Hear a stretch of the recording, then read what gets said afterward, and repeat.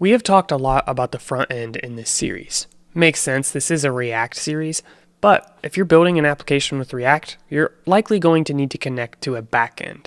The backend is responsible for storing information in a database, which is how your application remembers.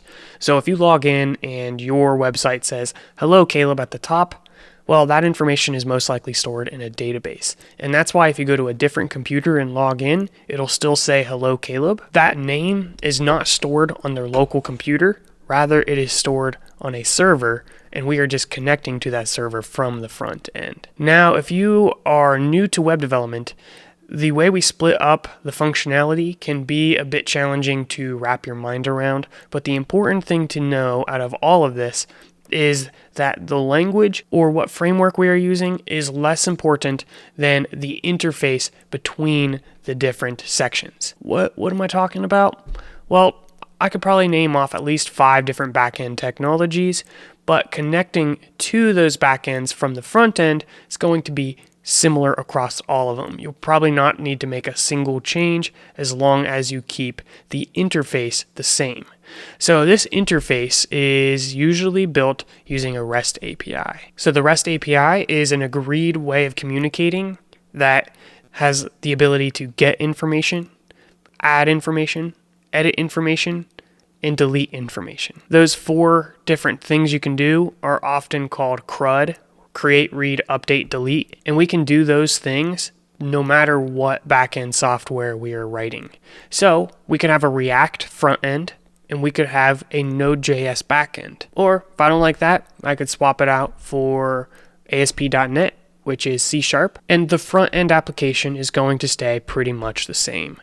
Occasionally you might need to change a little thing here and there, but overall the application is going to be split up across different silos, and the only thing we have to worry about is how these things communicate. So what we're going to do over these next couple of videos is we're going to build out a backend and connect to it from our React application. Now I do want to make clear that this is not designed to be a backend course, but I think as a front-end developer, you should have some experience in the backend. And if you want to be a full-stack developer, you'll want to have a lot of experience in the backend. So we're going to go over the basics and get a REST API created. But if you want a lot of the details to, be more advanced in backend software, then I have a dedicated course to backend development. And this is all in Python, AWS, and Postgres database. So if you want that extra substance, you can check out that course. So that course is at codebreakthrough.com/backend-python. And you can read through this why I think backend focus is really, really important, even for front-end developers. And we go in a lot of depth on how to set up a proper Python environment, setting up a bare bones project, working with data, uploading files and deploying, production databases, creating APIs, and a bunch of other information, which just realized I'm missing a title here. Wow, that is so unprofessional. I would never buy this. And as with all of my courses, everything is downloadable, so you can watch it all offline. But enough advertising. Buy the course. Do it right now. What backend are we going to use? Well, I'm going to use Django. It's what I'm most familiar with, and if you want the extra details with it, I have the resources for you to learn.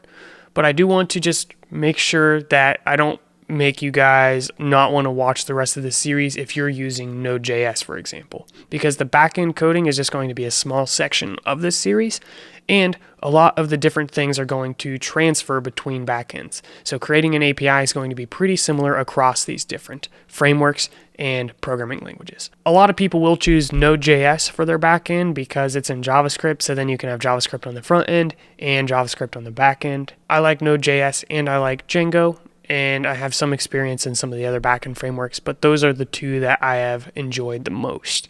So that's what I would consider getting started with. One downside with Django is we have to learn a little bit about setting up a Python environment. Another downside with Python is it's not perfectly the same across operating systems. So I'll try to do my best to make this Windows friendly as well, but I am on a Mac. But you'll go to python.org and you can download Python and get this version here.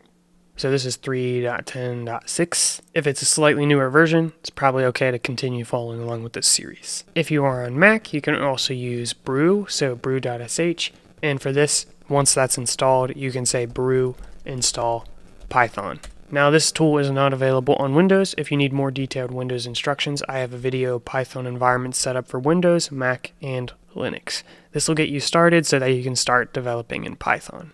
Or you can just follow along if you were able to successfully install Python.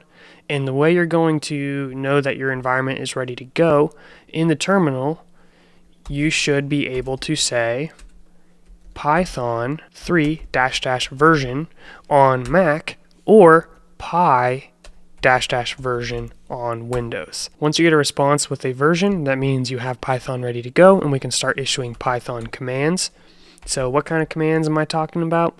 Well, the first one is to create a virtual environment. So what we'll do is we will cd, so change directory, to a location where we want to create our backend. So I'm going to put this inside of my CS folder, and I think this is where I have my React directory as well, which is what we've been working in so far in this series. So I will just say mkdir to make a directory, and we'll just call this backend, and we can change directory into backend. Good so far. So make sure you are in this directory and we're on the same page. Here's my path. Should be pretty similar, but you don't necessarily have to be in a CS directory or anything. Just put it wherever you want. And from here, we're going to say Python 3 on Mac or Pi on Windows, -m venv, and then we're going to name the virtual environment. I'm going to call it .venv. So that is going to create some files. When we say ls, we don't really see anything, or dir on Windows, I believe, to show all the files. So we'll say ls-a, and we can see that we have this hidden directory. That's what the dot does. It's a great way to say that, hey, this is a directory you're not really designed to touch, just leave it alone. Once we create this virtual environment, we will activate it. So on Windows, you will say dot space .venv slash, and then in here, bin slash activate. And when you do that, you'll get this .venv over here on the left. On Windows, it's going to be .venv /source /activate.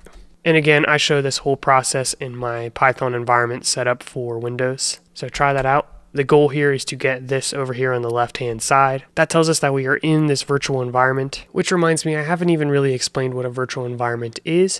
It's the lens we look at our project through, and it'll tell us what packages we have installed, what versions to use for our application. So typically you'll have a virtual environment for every project you build in Python. I do have a video that's actually a preview from my course, Packages and Virtual Environments, which will give you a pretty good understanding of virtual environments if you need a deeper knowledge. But the main thing you need to know is it controls what packages to use. So we have to make sure we activate it before we do anything like installing packages. So to install packages, you'll say python-m pip install. Pip is the tool that comes with Python to install packages. And then we'll say Django. So Django is the framework that we're going to use to build our backend. All right, good so far. We have that installed. And now we should have this new command, Django admin. And you can see it lists out different things. And the one we are interested in is start project. So we'll say Django admin start project and then a dot to refer to the current directory. So that's where we're going to place our files. And one other thing I forgot is the name of the application we're going to use. So we will just call this customers. All right, cool. So at this point, we should now have customers in this manage.py file. For the rest of our commands, we're going to use this manage.py file. So what we will do is Python 3 manage.py run server. On the initial setup, we will use this Django admin command, start project, which came from this list right here. But this manage.py file will do pretty much the same thing, but make it a little bit easier so that we don't have to do as much setup with these different commands. So you can see that run server command is also in that list, but now we're going to execute it with manage.py. So hit enter. You'll see this problem with 18 unapplied migrations. We'll talk about that here soon. Don't worry about it. For now, we will have a running server at 127.0.0.1.8000. So we will go visit that address. You can also use localhost 8000. And there we go. We have the default Django web page. So the backend is capable of delivering HTML like this, but pretty soon we're going to replace this HTML with just plain JSON data. So it'll be more like this, where it has data in these key value pairs, and then we will just read that data in our React application. Honestly, not too bad. We got a server set up in just one kind of brief video, and we have a better understanding of how our application is going to be structured. In the upcoming episodes, we're going to work on setting up an API. By default, Django is designed for sending HTML. If we want to use JSON data, we're going to use another tool, so that's what we're going to talk about setting up in the next video. But overall, it shouldn't be too bad. Obviously, if you've made it this far through this video, you're probably following along with the Python code, but I do want to mention, if you are comfortable with another backend technology, feel free to use that for this series. You'll just want to make sure that the data being sent back and forth is the same. Thank you so much for watching. Stay tuned for the next episode. I'm really looking forward to this section. See you then. Don't forget to subscribe, of course. And if you need, check out that backend Python course.